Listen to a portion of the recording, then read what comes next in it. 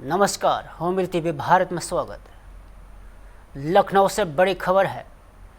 80वें स्वतंत्रता दिवस के मौके पर मुख्यमंत्री योगी आदित्यनाथ ने प्रदेशवासियों को हृदय से शुभकामनाएं दी और सीएम योगी ने स्वतंत्रता दिवस को देश की आज़ादी के लिए अपनी सर्वस्व न्यौछावर करने वाले वीरों को याद करने और उनके बलिदान को नमन करने का अवसर बताया। और मुख्यमंत्री ने कहा कि यहाँ दिन स्वतंत्रता के लिए बलिदान देने वाले लाखों वीरों को संकल्प को स्मरण करने का दिन है और उन्होंने देश की सीमाओं की रक्षा करते हुए अपने प्राण न्यौछावर करने वाले अमर वीर सपूतों को भी श्रद्धापूर्वक नमन किया। और सीएम योगी ने कहा कि राष्ट्र की स्वतंत्रता और सुरक्षा के लिए अपना जीवन समर्पित करने वाले सभी वीरों को बलिदान देश हमेशा याद रखेगा।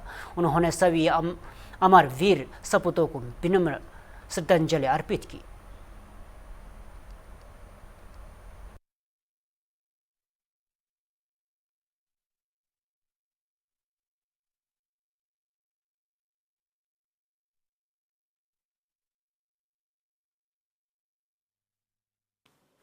नमस्कार। उत्तर प्रदेश के मेरे सम्मानित बहनों और भाइयों, देश के 80वें स्वाधीनता दिवस के पावन अवसर पर समस्त प्रदेशवासियों को हृदय से बधाई देता हूं। आज का यह दिन उन लाखों वीरों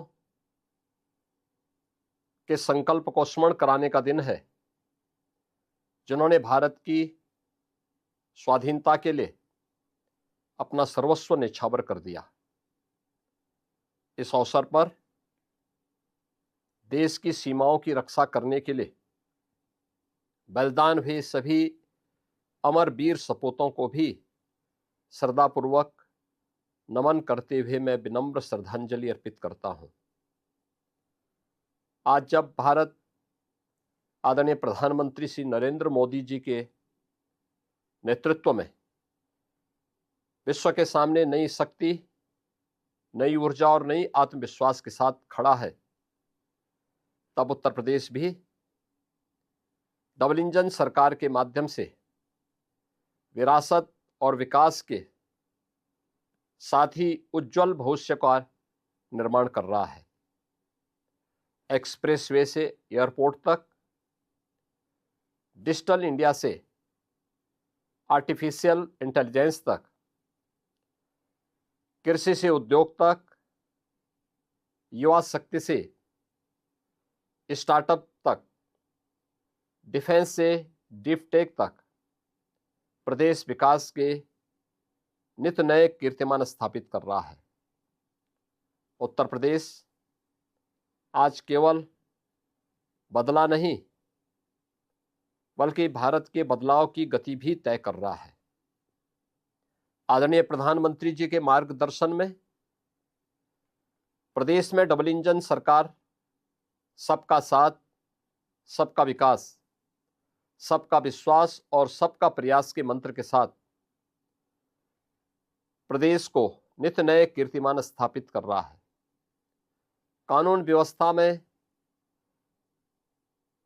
व्यापक बदलाव के साथ आज उत्तर प्रदेश उपद्रव से उत्सव प्रदेश बना है।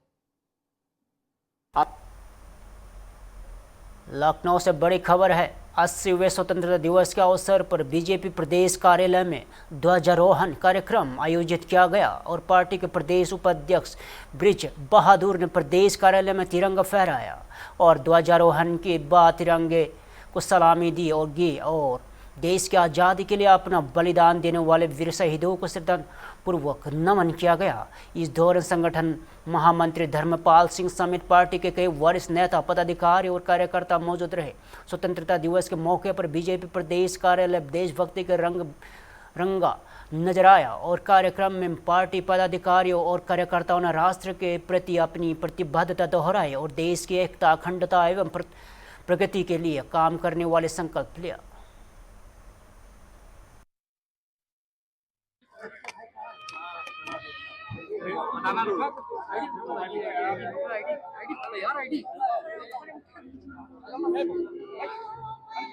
ये मत तो झंडा मत देना, आईडी पकड़ ले भाई, कोई है झंडा रहेंगे।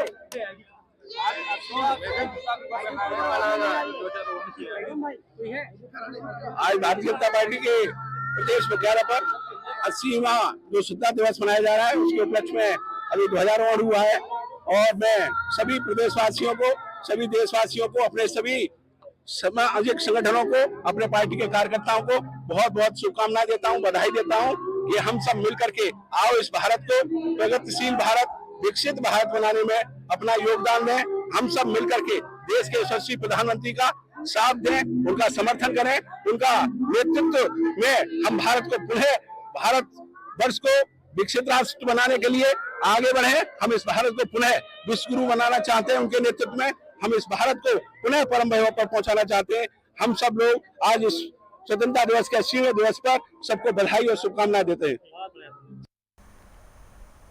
दिल्ली से इस वक्त की बड़ी खबर है। कांग्रेस मुख्यालय में स्वतंत्रता दिवस के कार्यक्रम के दौरान वंदे मातरम के गायन को लेकर बीजेपी नेता और राज्यसभा सांसद सुधांशु त्रिवेदी ने कांग्रेस पर निशाना साधा है। और सुधांशु त्रिवेदी ने आरोप लगाया कि कांग्रेस मुख्यालय में वंदे मातरम के गायन के दौरान पार्टी के वरिष्ठ नेताओं ने रवैया राष्ट्रीय गीत के प्रति सम्मानजनक नहीं था। उन्होंने कार्यक्रम के दौरान नेताओं के बातचीत करने और कथित तौर पर गायन को रोकने को लेकर सवाल उठाए। और बीजेपी नेता ने कहा कि इस वर्ष स्वतंत्रता दिवस के वंदे मातरम का पूर्ण स्वरूप गायन ऐतिहासिक अवसर है और उन्होंने इसे देश के स्वतंत्रता संग्राम और असंख्य बलिदानियों की स्मृति से जोड़ते हुए कांग्रेस नेतृत्व से स्पष्टीकरण और माफी की मांग की। और सुधांशु त्रिवेदी ने कांग्रेस नेतृत्व के राष्ट्र संविधान के प्रति प्रतिबद्धता पर सवाल उठाए। उन्होंने कहा कि राष्ट्र गीत के सम्मान से जुड़े ऐसे मामले में गंभीरता से लिया जाना चाहिए।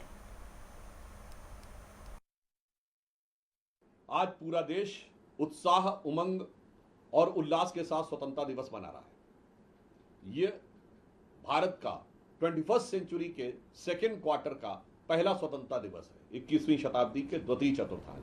आज भारत अपनी स्वतंत्रता के 80वें वर्ष में प्रवेश कर रहा है।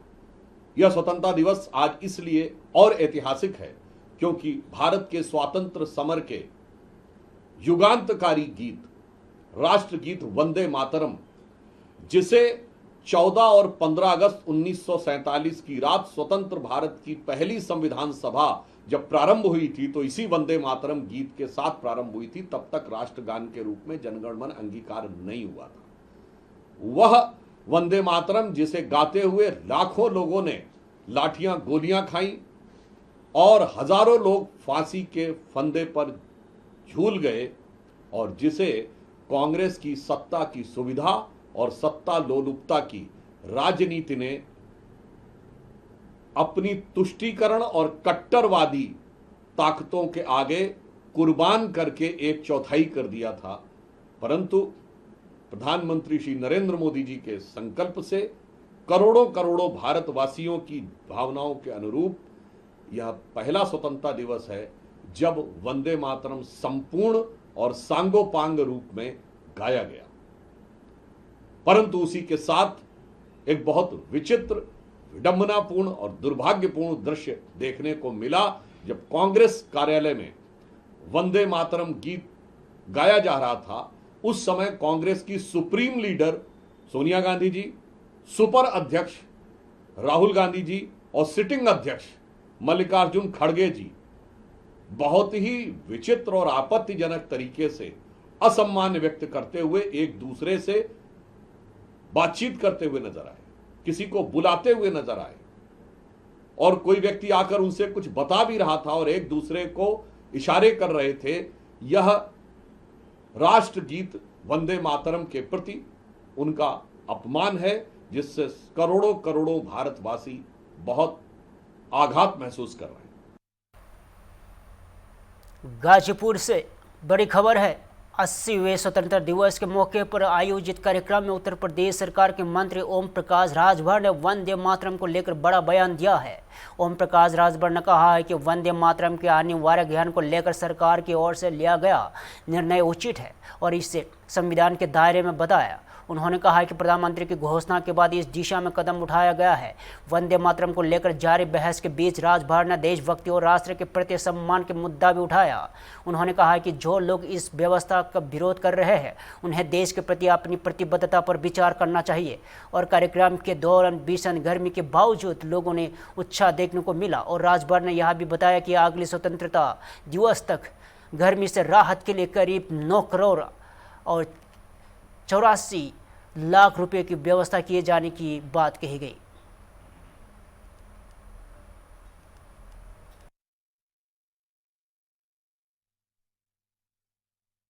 और आज 15 अगस्त में आज कार्यक्रम मौजूद है, किस तरह का कार्यक्रम है, आज क्या समीक्षा है? देखिए, आज पूरा देश 80वां स्वतंत्रता दिवस मना रहा है। 15 अगस्त 1947 को देश आजाद हुआ था और आजादी के जश्न में आज पूरा देश डूबा हुआ है। और उसी कड़ी में हम लोग भी माननीय जिलाधिकारी महोदय, माननीय पुलिस अधीक्षक महोदय, माननीय विधायक, माननीय सांसद, जिला पंचायत प्रशासक और नगर पालिका अध्यक्ष सहित तमाम हमारे जनप्रतिनिधि यहाँ उपस्थित रहे हैं, अधिकारीगण उपस्थित रहे हैं, छात्र उपस्थित रहे हैं। और इस हाल में बड़ी गर्मी और 15 अगस्त को देश आजाद हुआ था। इस गर्मी से आजादी दिलाने के लिए 988 लाख रुपया हम सरकार से अगले 15 अगस्त को इसमें आपको गर्मी नहीं लगेगी, ये हम आपको आश्वस्त करते हैं। आज क्या प्रधानमंत्री जी ने कहा कि जिस तरीके से जो वंदे मातरम है उसको अनिवार्य रूप से लागू किया गया और सब जगह देखा गया। देखिए, जो घोषणा प्रधानमंत्री जी ने किया है बहुत सही कदम है, संविधान के दायरे में है। जो लोग इसका विरोध करेंगे तो हम उनसे कहूंगा कि भारत में रहना है तो वंदे मातरम कहना है और नहीं रहना है तो दूसरे देश में जाके रहना है।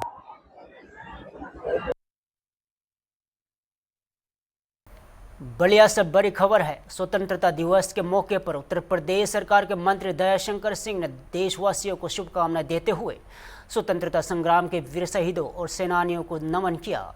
और उन्होंने कहा कि देश की आज़ादी के लिए दिए गए बलिदानों को याद करते हुए नई पीढ़ी को राष्ट्र निर्माण में अपनी भूमिका निभानी चाहिए। और दयाशंकर सिंह ने वंदे मातरम के 150वें वर्ष पूरे होने का जिक्र करते हुए प्रधानमंत्री नरेंद्र मोदी द्वारा लाल किले से इसके महत्व को याद किए जाने की सराहना की। और उन्होंने कहा कि वंदे मातरम स्वतंत्रता आंदोलन और देशभक्ति की भावना से जुड़ा महत्वपूर्ण गीत है। और मंत्री ने प्रधानमंत्री नरेंद्र मोदी की ओर से 1 करोड़ युवाओं को आर्टिफिशियल इंटेलिजेंस यानी AI का प्रशिक्षण देने की घोषणा का भी स्वागत किया। और दयाशंकर सिंह ने प्रधानमंत्री के नेतृत्व और आतंकवाद के खिलाफ भारत की कार्रवाई का भी जिक्र किया है। और उन्होंने कहा कि मजबूत नेतृत्व में देश की सुरक्षा और सामरिक क्षमता को नई मजबूती मिली है। और युवाओं और छात्रों को स्वतंत्रता सेनानियों से सपनों को साकार करने का भारत को मजबूत एवं विकसित राष्ट्र बनाने में योगदान देने की अपील की।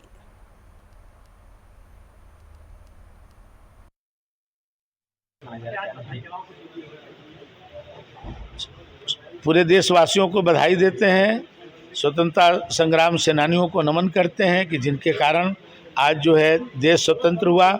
और देशवासियों को, विशेष करके देश के नौजवान छात्रों को मैं आह्वान करना चाहता हूं कि अपने स्वतंत्रता संग्राम सेनानियों, बलिदानियों के सपने को साकार करने के लिए वो आगे आएं और देश को मजबूत करें।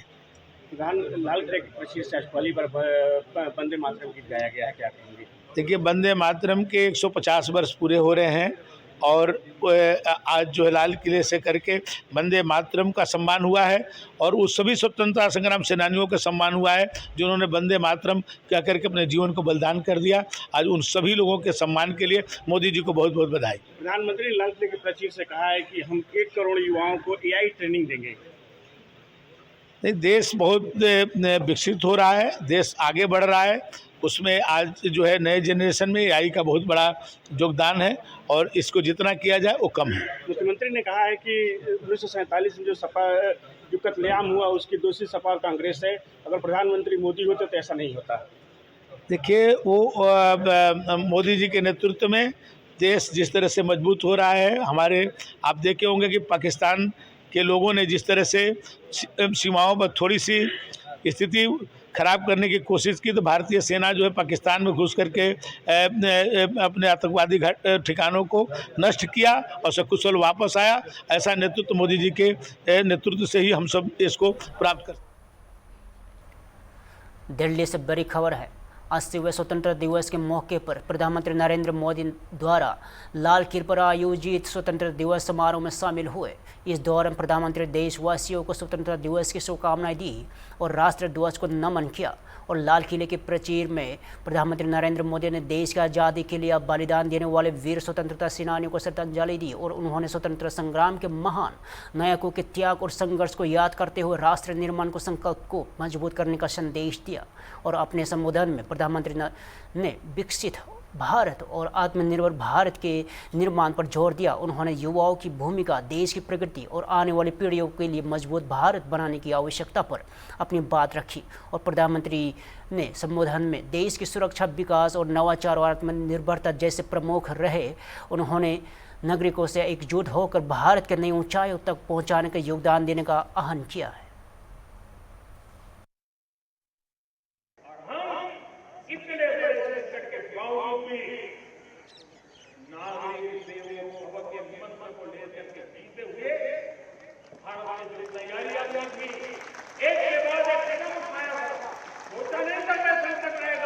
लेकिन इस संकट के समय में ये सारी चीजें काम आ गई और आज देश में गैस की, पेट्रोल की, यूरिया की, हम अपनी ताकत के ऊपर खड़े हो चल रहे हैं। मेरे प्यारे देशवासियों, दुनिया के संकटों का प्रभाव हर किसी पर हुआ, हम भी अपने यूरिया के दाम दुनिया में 30,000 तक पहुंच गए। आज भी हम मेरे देश के किसानों को वो बोझ उठाने के लिए मजबूर नहीं कर रहे। सरकार अपने कंधों पर वो बोझ उठा रहा है और दुनिया से 3,000 रुपये में यूरिया का मुनाफा मिलता है तो हमारे किसानों का 300 रुपये। इतना ही नहीं, डीएपी आज दुनिया में बाजार 5,000, लेकिन मेरे देश के किसानों को दिक्कत न हो इसलिए 1350 आज भी देने का काम हम कर रहे हैं। एक समय जब मैं आत्मनिर्भरता की बात कर रहा था तो कुछ लोग ऐसे जंगल में बैठ के सोचने वाले लोग लेकिन दुनिया देख एक वर्ष में ऐसा लग रहा है कि दुनिया ने ग्लोबलाइजेशन खोलना ही नहीं करता। जहां तक ग्लोबलाइजेशन की आवाज आती थी वो बंद सुनाई नहीं देते। दुनिया का हर देश अपनी अपनी त्योहारों के मिजाज में, लेकिन दुर्भाग्य इस संकट के काल में कुछ लोगों ने अपना रुतबा दिखाने के लिए संसाधनों को वेपनाइज करने का खेल खेला। दुनिया अपने पास जो कुछ भी है उसको वेपनाइज करने में लगे, संसाधनों का वेपनाइज, रिसोर्स का वेपनाइज, पेट्रोल, डीजल, फर्टिलाइजर, दवाइयां, टेक्नोलॉजी की चीज, इतना ही नहीं भूभाग को भी वेपनाइज किया गया। लखनऊ से बड़ी खबर है। समाजवादी पार्टी के प्रमुख अखिलेश यादव के स्वतंत्रता दिवस पर दिए गए बयान को लेकर उत्तर प्रदेश सरकार के मंत्री संजय निषाद ने प्रतिक्रिया दी है और अखिलेश यादव ने अपने बयान में संविधान को मजबूत करने की बात कही और स्वतंत्रता दिवस के दिन एक दूसरे पर आरोप लगाने की राजनीति पर सवाल उठाए। उन्होंने कहा है कि देश की आज़ादी किसी एक व्यक्ति या वर्ग के प्रयास का परिणाम नहीं बल्कि सामूहिक संघर्ष और बलिदान का नतीजा है। अखिलेश यादव ने आरोप लगाया कि कुछ लोगों ने आज़ादी के महत्व का नहीं समझा और इसका खमियाजा उन लोगों को भुगताना पड़ा और जिन्होंने संघर्ष और विस्थापन का दर्द झेला। उन्होंने बीजेपी और विभाजन की राजनीति का बढ़ावा देने का आरोप लगाते हुए एकता और सबके विकास की बात कही। उन्होंने यह भी कहा कि तिरंगे और शहीदों का सम्मान केवल सत्ता में रहते हुए नहीं बल्कि हमेशा किया जाना चाहिए। अखिलेश यादव ने रोजगार और स्थायी आर्थिक मजबूती की ज़रूरत पर भी जोर दिया और वहीं संजय निषाद ने बयान के संदर्भ में निषाद पार्टी के आगामी स्थापना दिवस का भी जिक्र करते हुए सामने आया है और कार्यक्रम में बड़ी संख्या में लोगों के जुटने की उम्मीद जताई गई है और वंचित वर्गों की सशक्त बनाने का तथा उनके संवैधानिक अधिकारों की आवाज़ उठाने की बात कही गई। अखिलेश यादव ने कहा कि हमें संविधान को मजबूत करना होगा और संकल्प लेना होगा कि इसके लिए जो करना पड़ेगा उसे करेंगे। अब आज चूँकि स्वतंत्रता दिवस है, आज के दिन किसी के ऊपर कुछ आरोप प्रत्यारोप लगाना भारत के लिए ठीक नहीं। सभी लोगों ने मिलकर आज़ादी की थी, लेकिन कुछ लोगों ने अवसर मिलने के बाद आज़ादी का महत्व नहीं समझे। अगर यही हुआ होता तो संविधान बनाने वाले उजड़े लोग, बिखरे लोग, जिनके वजह से संविधान बना, देश आज़ाद हुआ, फांसी पर चढ़े, सत्ता में रहे, उनके लिए कुछ नहीं किया लोगों ने। अब नाम तो नहीं लेंगे, लेकिन इसके किए होते तो शायद वो आज 15 करोड़ लोग उत्तर प्रदेश में अनाज पर निर्भर नहीं होते, 80 करोड़। वही लोग हैं जिनको अंग्रेज़ों ने, मुगलों ने उजाड़ा है। इनके तलवार और तोप वो खाए, फांसी पर चढ़े हैं, वो आज वो गरीब हैं। तो ऐसे में संविधान में मिला हुआ हक आज के दिन में हम लोग, हमारी एनडीए सरकार देने के लिए कोशिश कर रही है। अखिलेश यादव ने कहा बीजेपी वाले विभाजन विभीषिका दिवस इसलिए मना रहे थे क्योंकि उनके लिए विभाजन ही उत्सव है। विभाजन कौन है? आज के दिन में जिसके साथ में सहयोग से सत्ता में आते हैं लोग, विभाजन किसने किया मालूम है? आज 15 अगस्त 1947 को, 14 अगस्त को कौन बना, 15 अगस्त को कौन बना, दुनिया जाने ना कम से कम कि विभाजन किसके वजह से हुआ, क्यों हुआ। आज के दिन में हम लोग एक करने के लिए सभी जाति संविधान, सबका साथ, सबका विकास, सबका विश्वास है। इसीलिए आज के दिन में सत्ता से बाहर है, इसलिए जो भी चाहे वो बयान रखें। अखिलेश यादव ने और ये भी कहा कि जिन्होंने कभी तिरंगे का सम्मान नहीं किया वो आज तिरंगा यात्रा निकाले। ऐसा नहीं है, तिरंगा आज सत्ता रहते इन लोगों ने अगर तिरंगा यात्रा निकाला होता, सत्ता रहते इन लोगों ने शहीदों को याद किया होता, सत्ता में रहते इन लोगों ने अगर देश को आज़ाद कराने वाली उन जातियों जो उजड़ी है याद किया होता, तो शायद उसका महत्व बढ़ता। आज के दिन हमारी सरकार कर रही है, सम्मान दे रही है, सब कर रहे हैं, इसलिए सत्ता नहीं। कह रहे हैं सरकार बनेगी तो 40,000 रुपये महिलाओं का देने का काम करेंगे समाजवादी पार्टी। जब था तो दिया नहीं। आज के दिन में किसी को पैसा नहीं चाहिए, उसको व्यवस्था चाहिए। हम लोग पैसा नहीं दे रहे हैं, बल्कि उसको हम रोज़गार दे रहे हैं और रोज़गार में हम सहायता दे रहे हैं। पैसा देना लोकतंत्र में ठीक नहीं, उसको विकास की धारा लाने के लिए उसको नीति बना के, उसको योजना के माध्यम से उसको सहायता दें। फिलहाल के लिए इतना ही। ताज़ा खबरें जुड़े रहे हम टीवी भारत के साथ।